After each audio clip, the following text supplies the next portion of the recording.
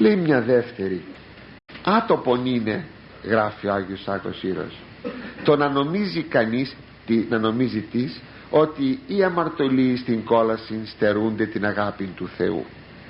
Είναι, λέγει, άτοπο να πιστεύει κανείς ότι δεν υπάρχει αγάπη του Θεού στην κόλαση, διότι η αγάπη του Θεού, απόγονος της γνώσεως αυτού, ούσα, υπάρχουσα δηλαδή, όχι απόγονο, απότοκος πρέπει να είναι, όχι απόγονο. Να βλέπετε, γι' αυτό σας είπα, γράφετε μου σας παρακαλώ και την παραπομπή, όχι απόγονος, απότονος, απότοκος.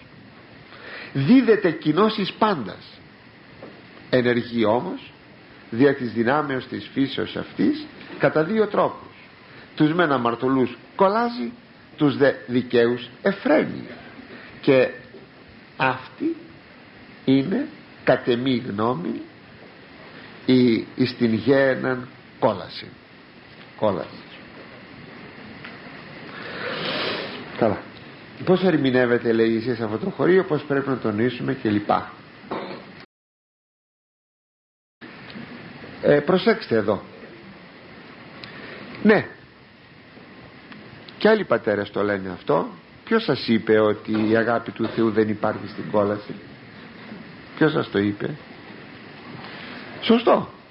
Η αγάπη του Θεού είναι προς όλους, και τους αμαρτωλούς και τους ευσεβείς, και είναι και στην βασιλεία του Θεού, είναι και στην κόλαση.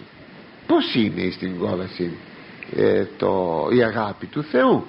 Εδώ λέγει ότι κατά δύο τρόπους ενεργεί η αγάπη του Θεού. Τους μεν ευσεβείς τους εφραίνει, τους δε αμαρτωλούς τους κολλάζει.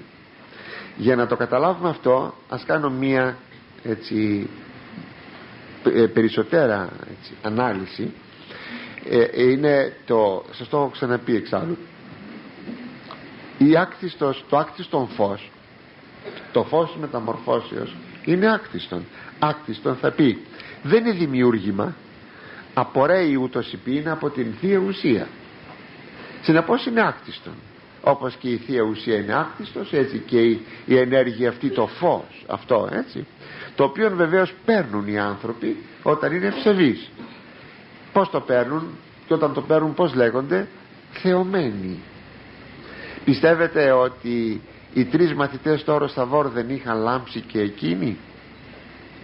Κάποια στιγμή λέει ο Άγιος Σεραφείμ του Σάροφ, λέγει μάλλον ο Μοτοβίλοφ, ένας που πήγε να τον βρει, μαθητής του, λέει, πώς μπορώ να ξέρω ότι παίρνω το Πνεύμα του Θεού, την άκτιστη δόξα? Εκείνη την ώρα έλαμψε το πρόσωπο του Αγίου Σεραφείμ και του λέει, και το δικό σου είναι το ίδιο.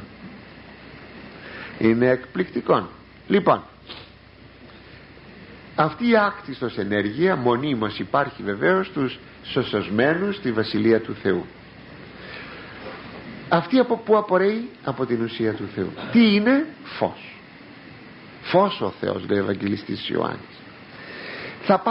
Θα πάρω όμως το υλικόν φως, γιατί μη σας κάνει εντύπωση, ο Θεός ό,τι δημιουργεί θα κάνει βάση κάποιων προτύπων. Αυτό το σύμπαν είναι βάση κάποιων προτύπων της βασιλείας του. Το φως λοιπόν, το υλικόν, το κτιστόν φως, είναι μια τροποντινά εικόνα, όπως είπε εξάλλου και στον Μωυσή ο Θεός, ότι πρόσεξε, θα κατασκευάσεις ό,τι δεις επάνω στον ουρανό. Και λέει ο Απόστολος Παύλος ότι ο Μωυσής κατασκεύασε ό,τι είδε, κυβωτός και τα λοιπά και τα λοιπά. Και μάλιστα λέει, ώρα, πρόσεξε, ό,τι είδες θα κατασκευάσεις, όχι κάτι διαφορετικό. Έτσι λοιπόν και το κτιστόν φως είναι μια εικόνα, η εικόνα του ακτίστου φωτός. Πάρτε λοιπόν μια ακτίνα του κτιστού φωτός, του ηλιακού φωτός.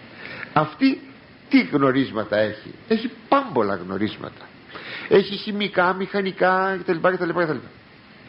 Αλλά δύο θα πάρω.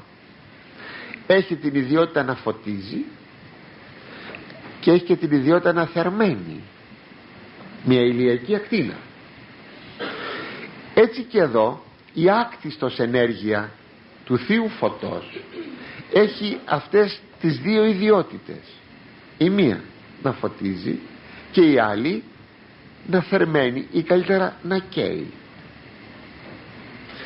Αυτά που σας λέγω τα λένε οι πατέρες, και μάλιστα πιο προχειρότερα μπορείτε να τα δείτε στην εξαήμερο του Μεγάλου Βασιλείου.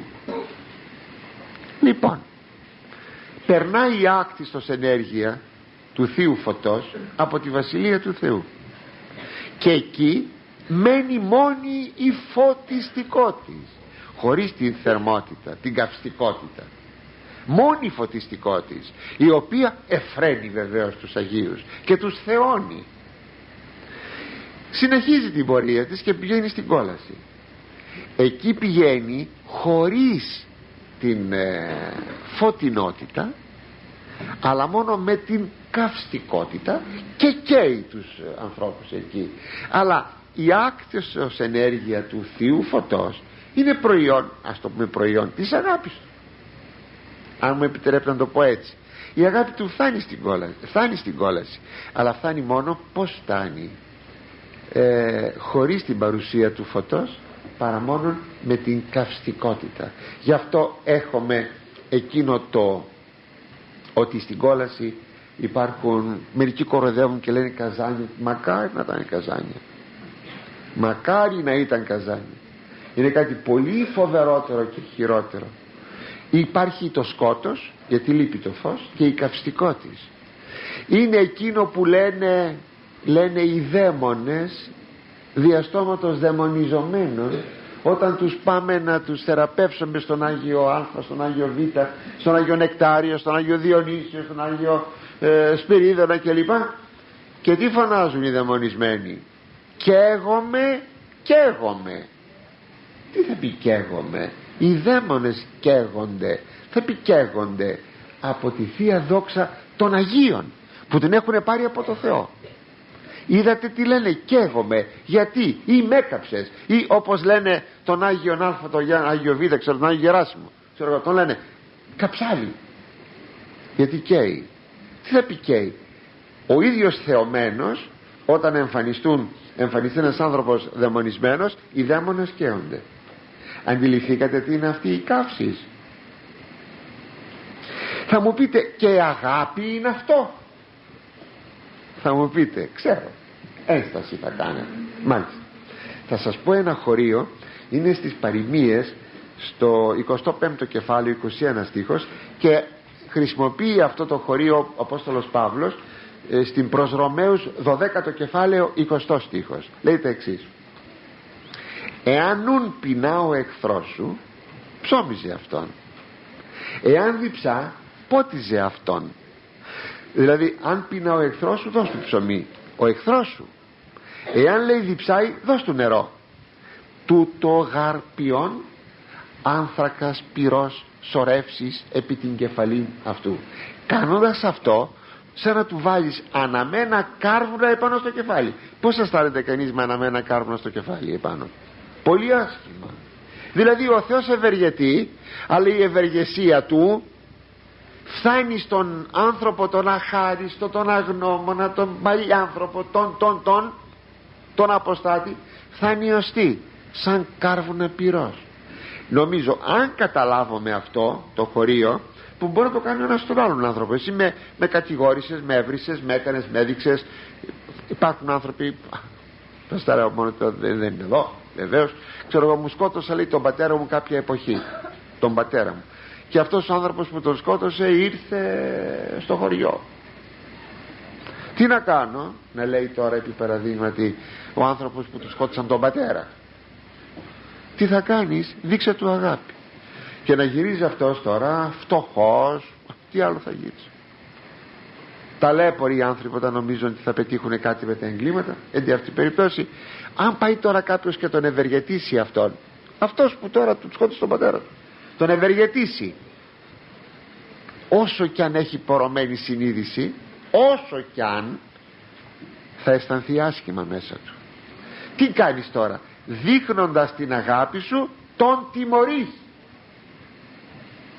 Τον τιμωρείς. Ή, ναι, αυτό όπως σας το είπα, έτσι και ο Θεός την αγάπη του δείχνει στους κολλασμένους, αλλά οι ταλέποροι τιμωρούνται. Έτσι θα μπορούμε να καταλάβουμε πως ακριβώς υπάρχει η παρουσία της κολάσεως. Για να δούμε κάτι άλλο.